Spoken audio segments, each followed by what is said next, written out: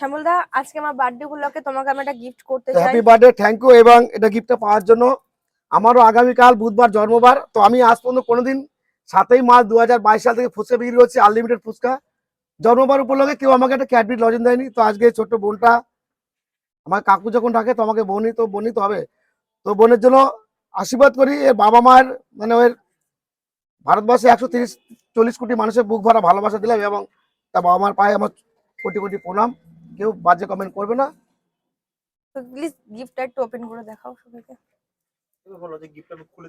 এবার গিফটটা তোমাদের সবাই খুলে দেখাচ্ছি। এবার গিফটটা সবাই আমি খুলে দেখাচ্ছি তোমাদেরকে, কি আছে আমি নিজে জানি না। সাপ ব্যাগ একটা কিছু তো আছে।